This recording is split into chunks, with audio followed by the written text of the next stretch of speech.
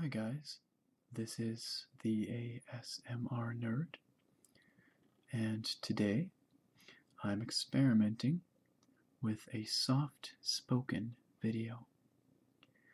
There are a couple of reasons why I'm trying out a soft spoken video.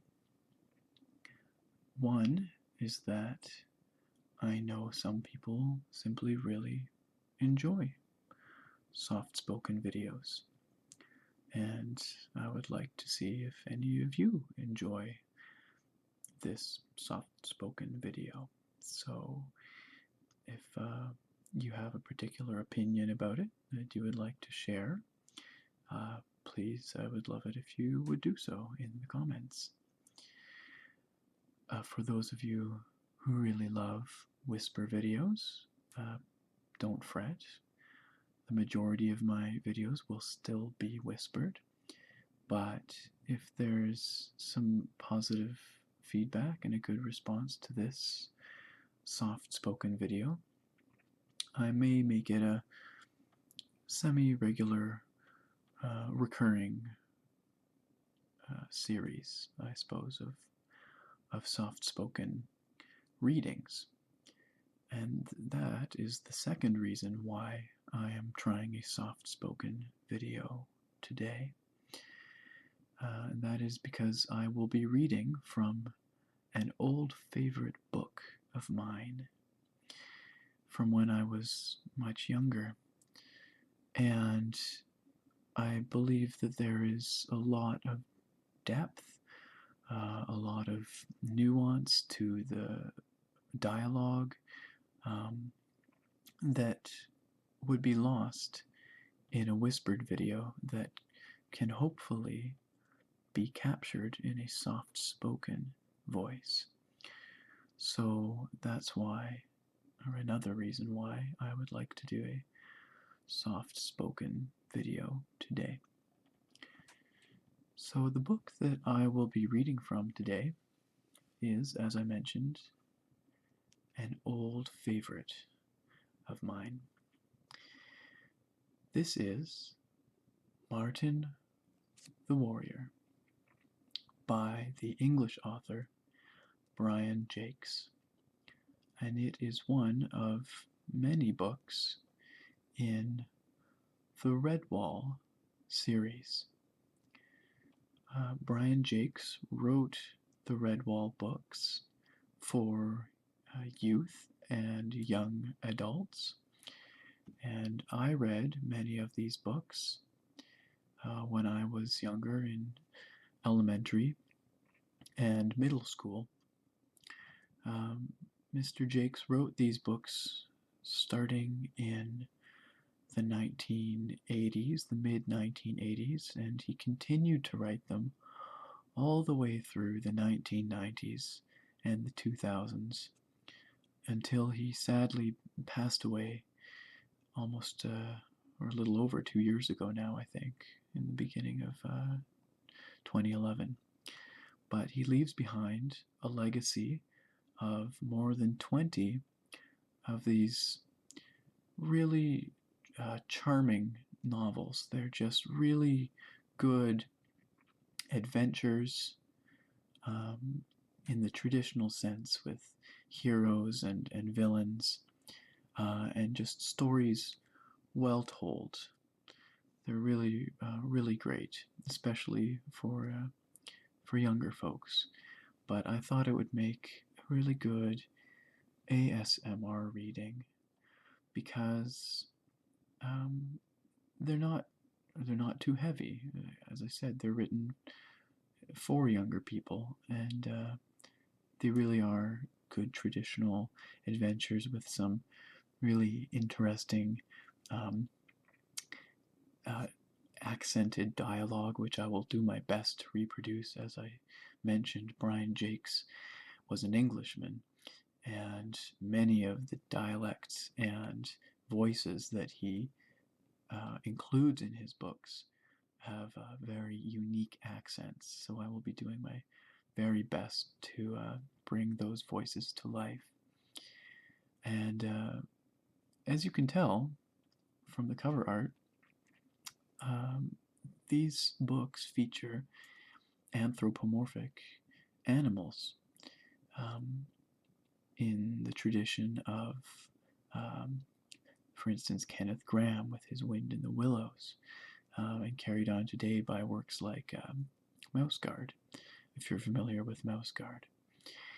And so these are really great books that I enjoyed so much in my youth. And I would really like to start a series of chapter by chapter soft spoken readings, beginning with Martin the Warrior here, which is chronologically, I think, the best place to start in the series in terms of the in-universe chronology, although it is not the first one written. It was written maybe 5th or 6th or something like that. But anyhow, this is, I think, a great introductory point to the world of Redwall, this world inhabited by anthropomorphic woodland animals set in a sort of a time period inspired by medieval history, you can see, with swords and castles and pirates and all kinds of interesting things. So, here we are, Martin the Warrior, A Tale of Redwall by Brian Jakes, illustrated by Gary Chalk.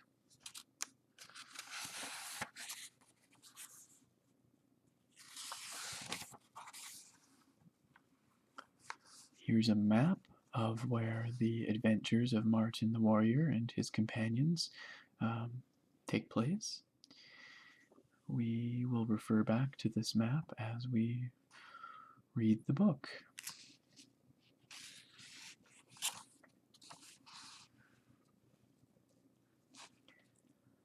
Amid the deep white winter snow sleeps Mossflower until spring, while snug in cavern hole below all Redwall's creatures sing. Old Autumn gave us plenty, our harvest did not fail. No plate or jug is empty, there's good October ale.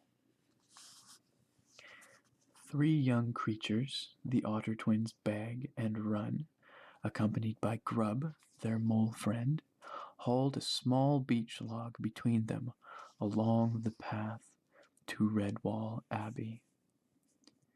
The intrepid trio kept stopping to clear away the snowdrift building in front of the log as they dragged it through the snow. Singing lustily, they pelted each other with snowballs, their breath rising in white plumes as they ran around the beech log. "Yow, you'm a dreadful villain, Baggo. Legoy!" "Ha ha, I'll save you, Grub. Take that."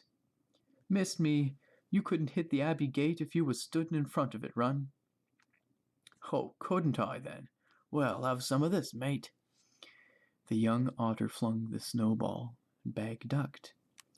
Unaware that 2 travelers were coming along the path from the north, they hurled snowballs wildly at each other. "Oof, great seasons. Go easy there." One of the travelers, a large, sturdy hedgehog, had been struck by a snowball. He wiped snow from his snout with the edge of his cloak. The 3 young ones stopped throwing and hung their heads sheepishly. Grub took it on himself to apologize.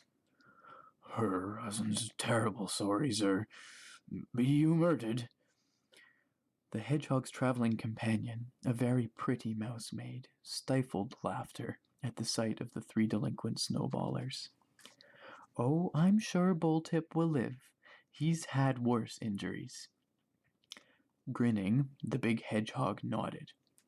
"I have indeed, mates. Come on, I'll help you with your log. Where are you bound with it?" Bag curved his mittened paw as he pointed. "Just round the bend, sir, to Redwall Abbey. We live there." Bulltip nodded at his companion as he took the tow rope in his strong paws. I told you we'd find the abbey on this path. Right, you three terrors, sit up on the log and I'll give you a ride. You too, Obrisha, rest your footpaws. There was little doubt the hedgehog was a mighty beast. Tossing the rope across his shoulder, he trudged off through the snow, hauling the log and its passengers behind, with no trace of effort. Redwall Abbey stood backed by the fastness of mossflower woods, its front facing the path and open flatlands to the west. Capped with snow, the beautiful building resembled a vast frosted cake, walls, battlements, bell tower, and abbey fringed with icicles hanging over its red sandstone towers, and turrets. Abbot Saxtus folded his paws into wide habit sleeves, gazing up at the main building. Beside him, old Simeon, the blind herbalist, leaned on a hawthorn stick, sniffing the cold air. Looks beautiful, doesn't it, Saxtus? Knowing his friend's uncanny knack of sensing every movement, the abbot nodded. Remember what our old friend Abbot Bernard said before he passed on. No matter what the season, Redwall always looks marvelous. Simeon sniffed the air again and held up a paw. Some beast is coming this way. One, maybe two. It's hard to tell. They stood out on the path by the open main gates. Saxtus watched until he saw the party approaching. I might have known it's bag, run, and grub, and they've brought company, 2 travelers. Simeon tapped his stick on the snow eagerly. Oh, good. We'll have some fresh tales in Cavern Hole tonight. Old Friar Cocklebur hurried along with the preparations for a midwinter mossflower feast, helped by his assistant, Alder. Both mice worked furiously, putting the finishing touches to dishes as they called out orders to the Redwallers on kitchen duty. Brush more honey on that pie if you want a good shiny crust. Pass those chopped nuts and green sap milk, please. Quick, pull those pasties from the oven before they're too brown. Durry Quill, will you stop loading hot root pepper into that soup? Oh, leave me be. Soup's gotta be hot to be any good. Paws on his hips, Cocklebur glared at the hedgehog. I wish you'd go back to your cellars and see to the drinks with your Uncle Gabriel. Go on, be off with you. Durry popped a candied chestnut into his mouth and spoke round it. Drinks are all ready. Tober ale, elderberry wine, strawberry cordial, and fizzy dandelion cup. Now what to do in cellar. Old Uncle Gabe, he's taking a nap before feasting, resting his stomach.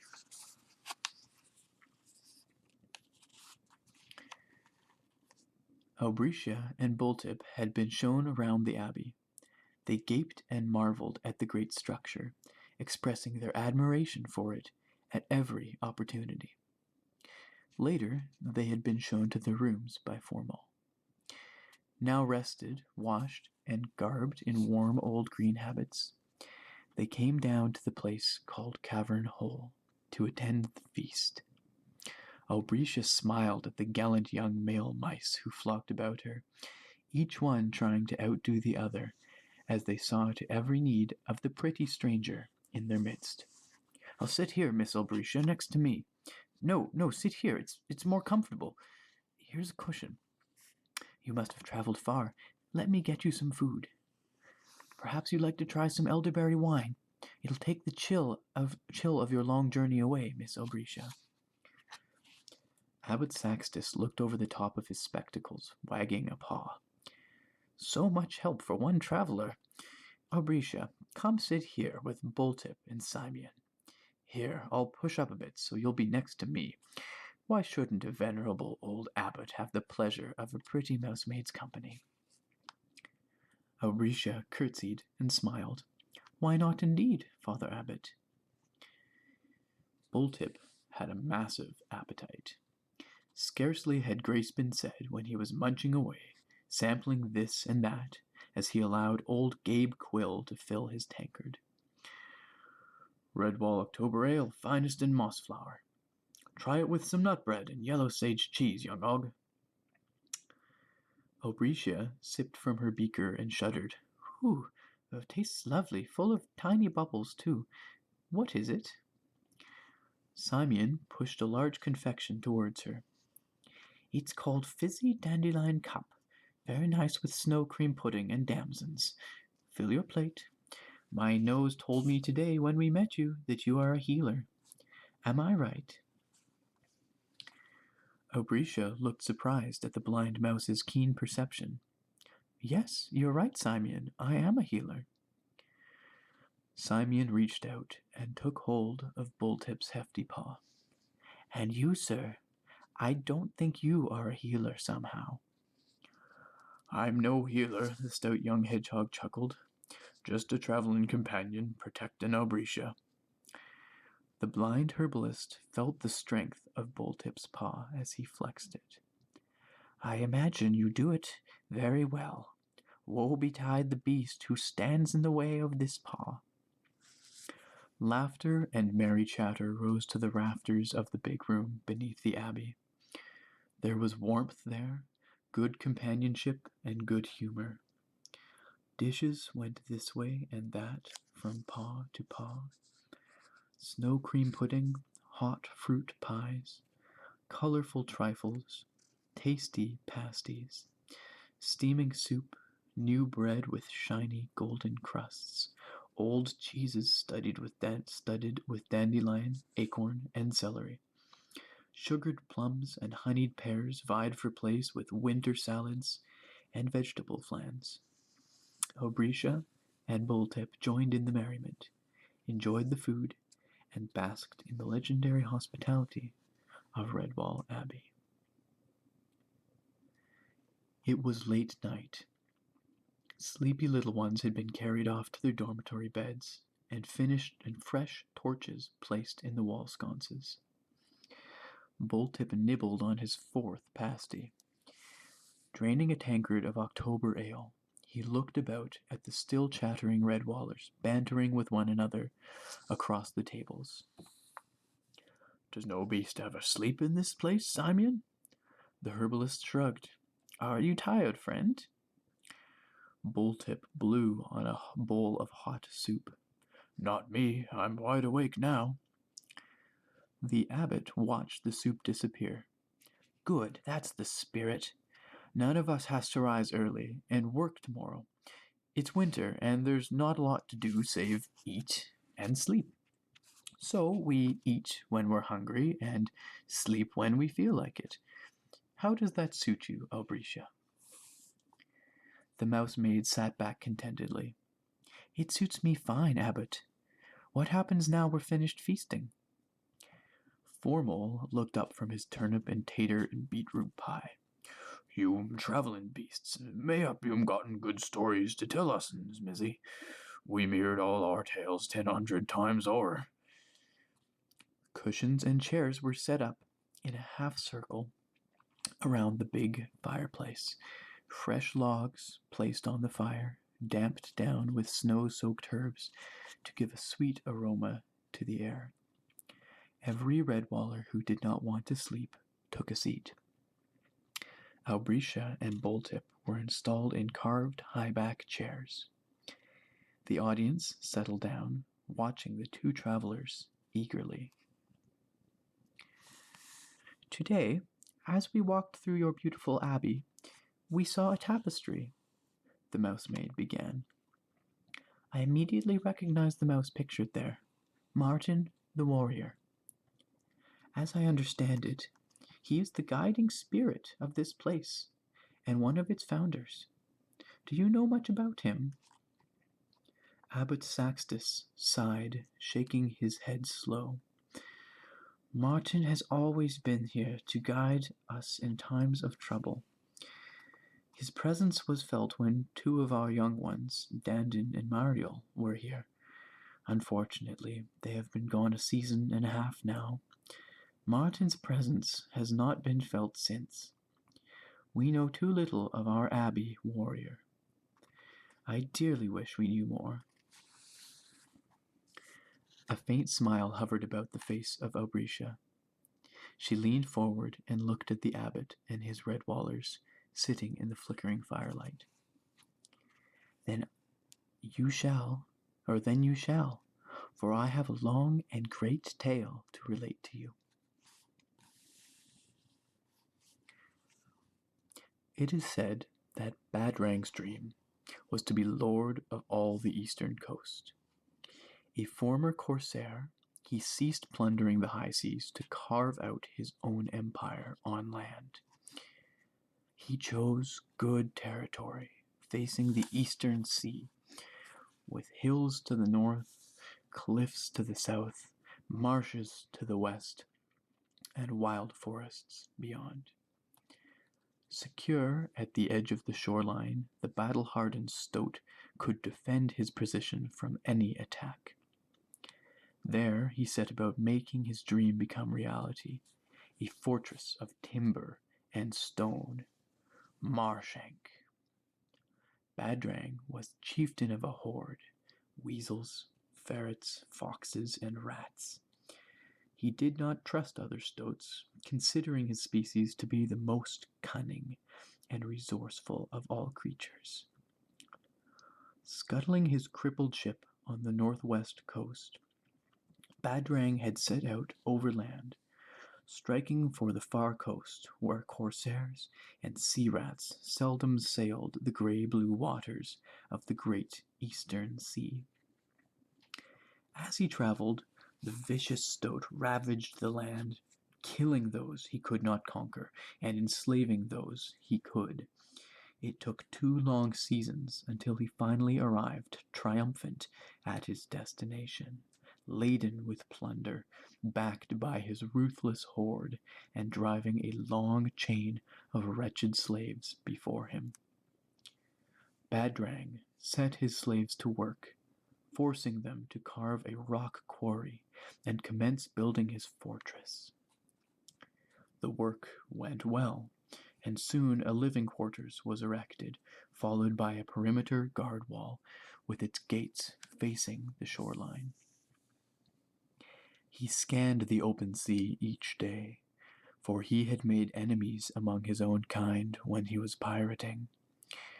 Fortunately, there was never a sign of sail or ship on the horizon. However, he bullied and drove both slave and horde beast to have the fortress fully built and established. Only then could he rule completely, burning and killing his way in all directions until he was absolute ruler of all he surveyed. Tyrant. Badrang loved the sound of the word. Tyrant.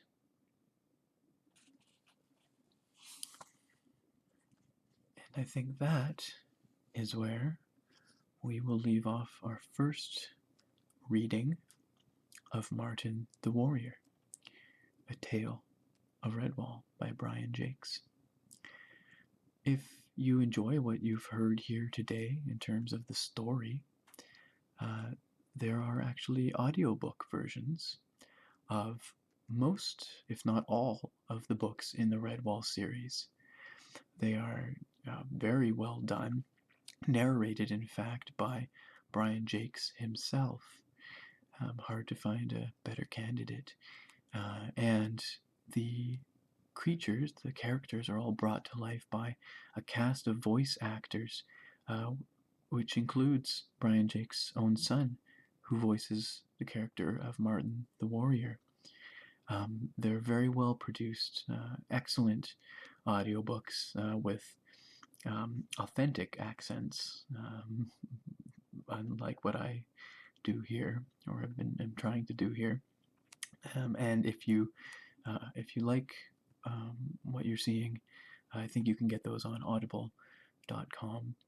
And of course, the books in print form are I believe, widely available still at most major bookstores, and I'm certain you can find them very inexpensively at used bookstores as well.